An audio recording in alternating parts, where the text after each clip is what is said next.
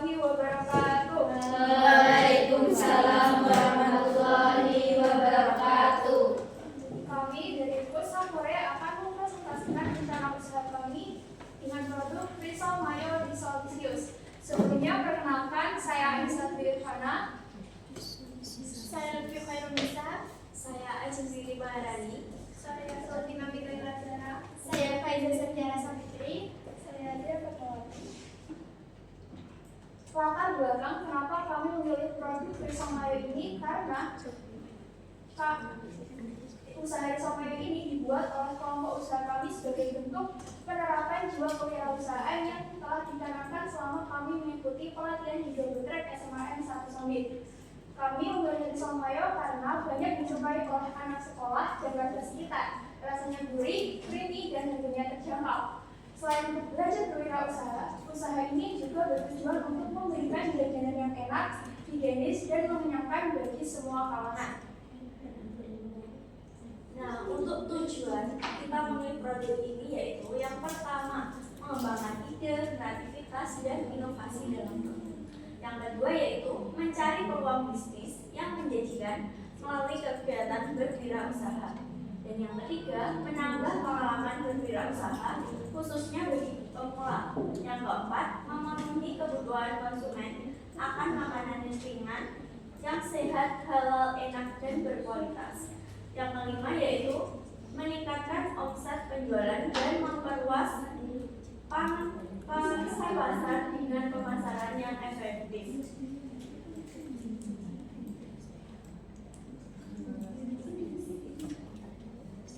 Nah, jenis produk yang kita pilih yaitu Risol Mayo.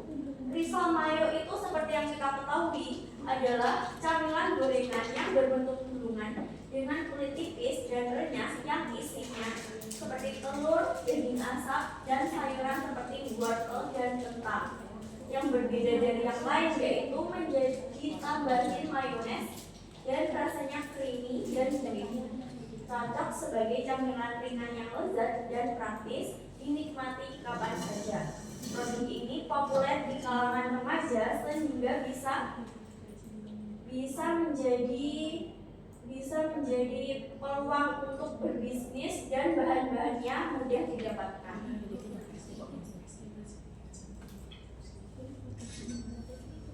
Selanjutnya saya akan menjelaskan alat dan bahan untuk membuat risol mayo. Untuk bahannya kita bagi menjadi 4. Yang pertama yaitu kulit risol, ada tepung terigu, tepung tapioka, garam, air, telur, dan minyak. Selanjutnya isian terdiri atas telur rebus, mayonnaise, susu kental manis, sosis. Yang ketiga yaitu adalah bahan daluran seperti campuran terigu dan air, tepung panir, serta minyak goreng. Dan yang terakhir yaitu kemasan dan pelengkap terdiri dari plastik kemasan, saus, dan cabai pelengkap. Untuk alatnya yaitu wajan penggorengan, kompor, spatula, wadah adonan, sendok dan garpu, pisau dan telenan, penjepit gorengan, saringan minyak, piring atau nampan, timbangan atau gelas ukur, dan plastik pembungkus. Dan untuk cara membuatnya ada 3 bagian. Yang pertama membuat kulit risol terlebih dahulu. Pertama, campur tepung terigu, tapioka, garam, aduk rata. Yang kedua, tuang air sedikit demi sedikit sambil diaduk hingga tidak ada yang menggumpal. Yang ketiga, tambahkan telur, aduk rata kembali. Yang keempat, masukkan minyak goreng, aduk sampai adonan halus dan cair. Yang kelima, saring adonan hingga hasilnya mulus. Yang keenam, panaskan teflon anti lengket, oles titis minyak goreng. Yang ketujuh, tuang adonan tipis-tipis, ratakan dan masak hingga bagian atas kering serta pinggiran terlepas. Yang kedelapan, angkat dan tumbuk kulit, lanjutkan sampai adonan habis. Kemudian untuk cara membuat risol, pertama, ambil selembar kulit risol, letak. Yang kedua, letakkan potongan sosis dan telur. Yang ketiga, tambahkan kurang lebih 1,5 sendok makan mayonaise. Yang keempat, lipat sisi bawah, rapatkan sisi kanan dan kiri agar tidak bocor, lalu gulung. Yang kelima, lakukan hingga semua bahan habis. Dan untuk cara membaluri dan menggoreng risol, pertama, celupkan risol ke dalam campuran air dan tepung. Kemudian gulingkan ke dalam tepung manis hingga rata. kurang lebih 1 jam agar tepung panir menempel sempurna. Yang keempat, goreng dalam minyak panas api sedang hingga kuning keemasan. Yang kelima, angkat dan tiriskan di atas tisu agar minyak berkurang.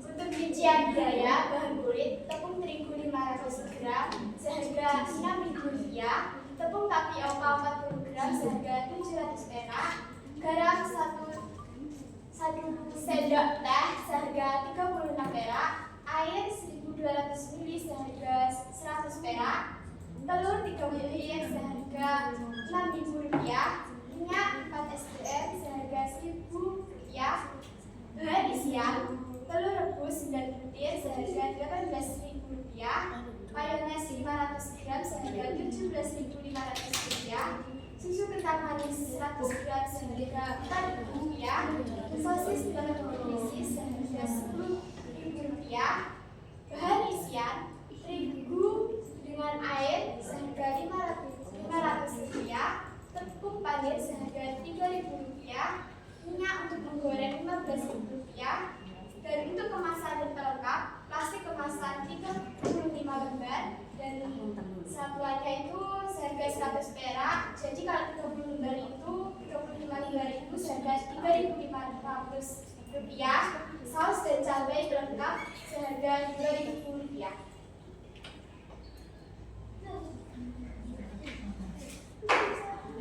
Untuk rincian biaya, total biaya bahan baku semua itu Rp87.326 dan biaya tambahan tenaga kerja Rp8.000, operasional pabrik Rp7.000, total biaya produksi itu Rp102.336, HPP per unit Rp102.336 dibagi 35 itu sama dengan Rp2.904,46.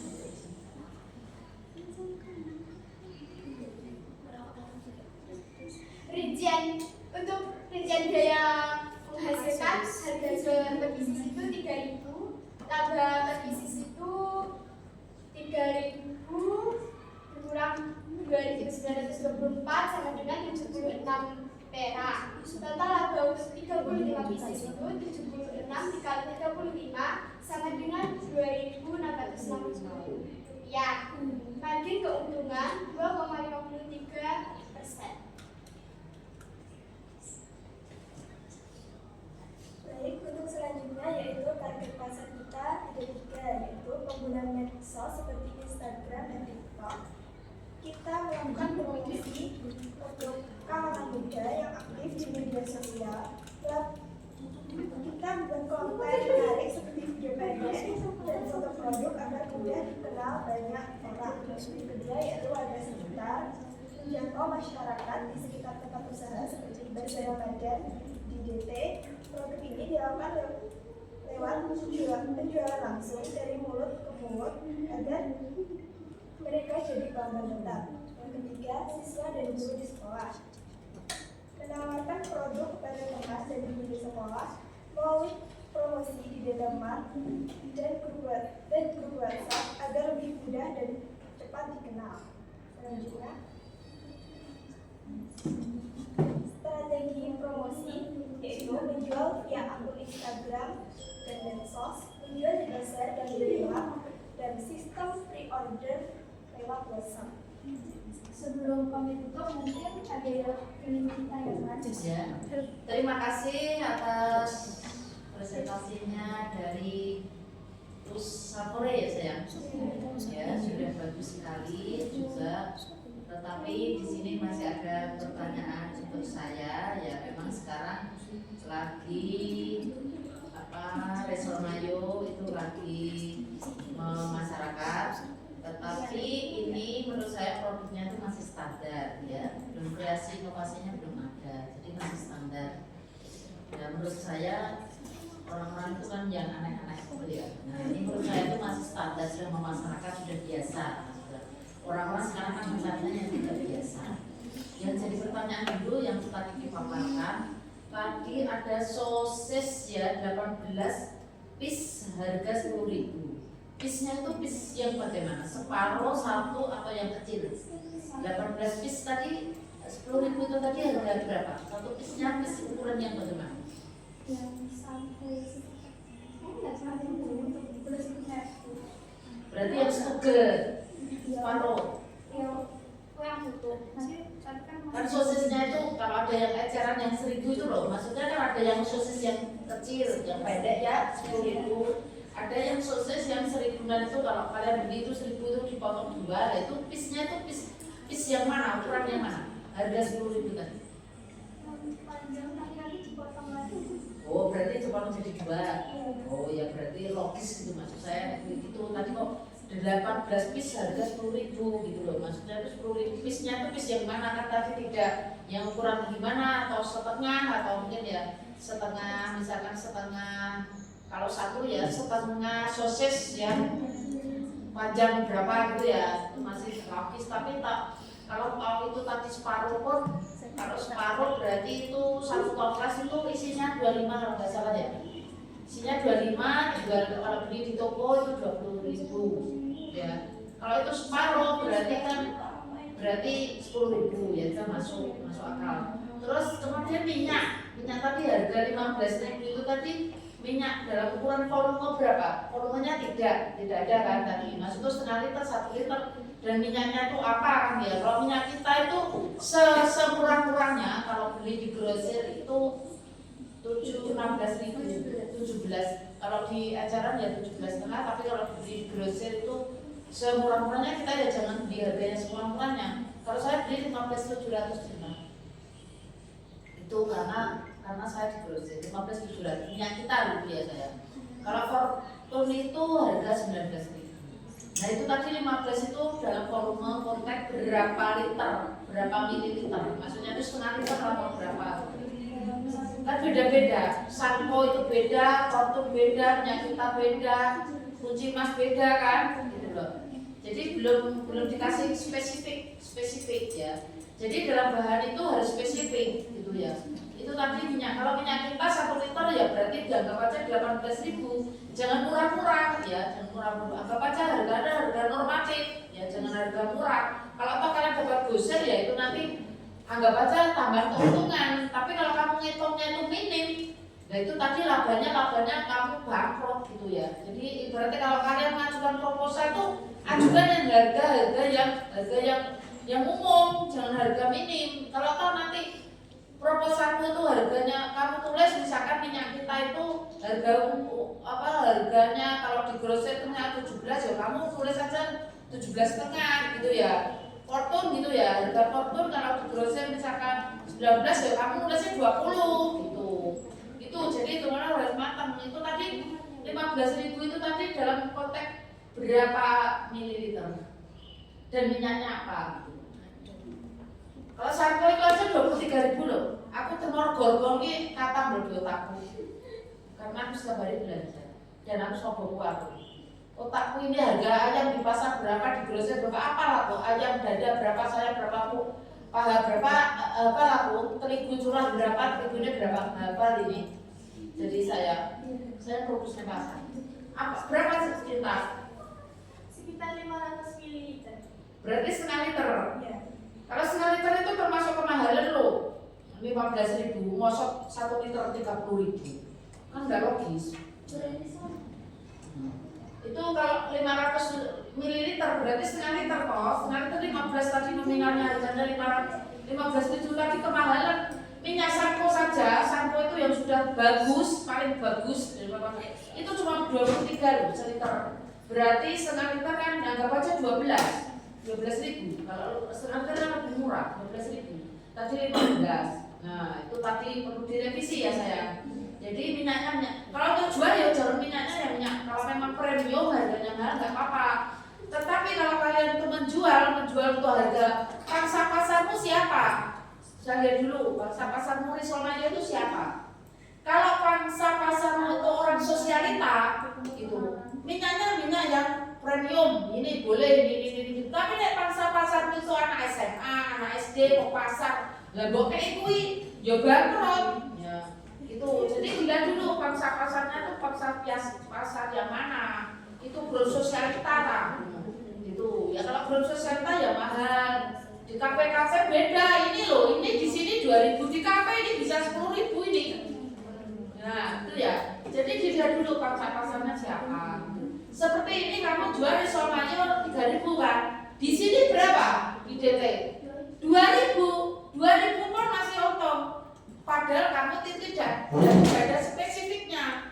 Sama susu kayak susu mayo kan. Maksudnya kalau mungkin tambahan apa gitu mungkin bisa ya, tambahan keju, tambahan apa telur juga ada di yang itu ya, tambahan. Saya jual 2.000 loh juga, pakai telur rebus loh juga ya. Ini termasuk masih kemahalan. Ya lah minyakmu yang bawa itu setengah liter 15.000 kok ya jelas. Mohon maaf Bu, ada remisi tadi 800 mili. 800 mili. Iya. Oh, nah 800 mili benar. Minyak yang Fortune itu ada yang 500 apa ada yang 800 mili ada, ya 3 liter ada. Nah itu logis, benar itu benar. Tetapi menurut saya harga sekian itu tadi termasuk masih mahal kalau kalian jual. Makanya ini untuk evaluasi untuk anak-anak ya. Anak-anak DT itu kalau jual ini mahal, termasuk mahal agar jual. Saya tidak juga nyalahkan kalian karena bahanmu memang habismu sekian. Tetapi itu tuh belum layak kalian menjual seindah itu, semahal itu. Orang pembeli itu melihat satu penampilannya ya. Apa topengnya, packingnya enak bagus. Lihat gimana ini jual di DT itu berapa itu? Ada dimsum, ada apa? Siomay goreng, kentang, pangsit jual berapa? 2,5. Ya, pangsitnya itu 1.000. Itu isinya apa? Bakso loh pangsit saya 1.000. Dimsumnya itu saya pulang juga 1.000. Kentangnya berapa itu saya? Kalau di kentang itu 15.000. Saya jual belum ikannya. Mikanya itu satu paket itu 21.000 isi 100. Berarti kan 200-an kan ya paketnya itu. Anak apa tuh mikanya tuh 200 loh. Itu saya jual di DT itu loh nak, 2,5 itu loh. Nah itu saya untung berapanya sedikit. Untungnya sedikit tapi punya saya setiap hari habis. Belum paketnya. Sausnya itu aja saya membuat sendiri nak. Tidak beli saus yang murah 2.000 isi 25 itu enggak. Ada kan saus yang 25 yang di resol-resol itu harganya 2.000 isi 25 apalah tuh.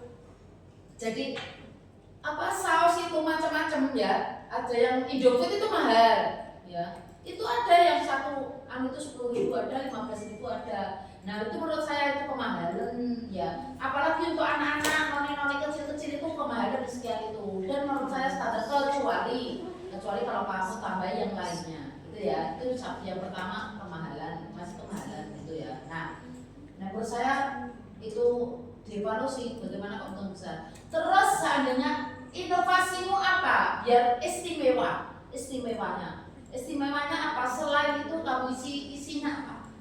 Selain itu isinya apa? Maksud saya isinya apa selain itu kreasi dan inovasinya apa? Menurut tadi belum kreasi dan inovasi loh, masih standar. Itu kreasimu, istimewamu apa? Selanjutnya nanti mungkin akan kita kembangkan di istrinya seperti pakai ubi ungu atau kayak sayur-sayuran seperti jamur. Terus mungkin dari kalian seperti pisang ini pakai risol manis. Terus kalau misalkan apa itu jamur gitu, amannya jawaban dulu. Misalkan kalau mau jamur gitu ya. Karena kalau mungkin yang tadi isinya toppingnya itu telurnya kan sudah direbus, sosis juga udah matang. Tapi kalau jamur bisa jamur pedas gitu tuh, pedas kayak ayam segar gitu. Jadinya. Ya bisa seperti itu. Jadi mungkin bisa juga dengan selain itu ya. Jadi apa selain nasi ayam boleh yang pakai selain itu ya. Apa itu meat untuk burger itu loh. Yang bener-bener itu loh. Daging asam. Ya, daging asam juga itu loh apa itu?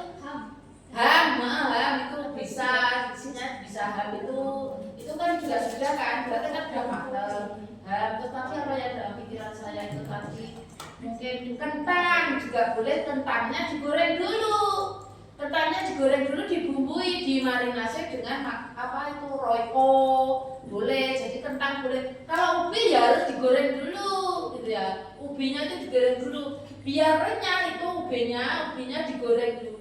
Ubinya dikupas, dipotongin stik-stik ini, ya. Terus biar agak dimarinasi dulu, biar enak. Terus dimasukkan. Jadi nanti risol mayo ubi ungu, risol mayo ubi kuning, risol mayo kentang, risol mayo risol mayo ayam, ya boleh ya. Ayamnya juga dipotong itu, terus nanti digoreng dulu kayak ayam kentang itu, tapi nggak usah matang-matang, biar ada atau setengah matang boleh. Bisa juga jamurnya tadi dilumuri dengan tepung, digoreng dulu, ya jadinya sudah matang.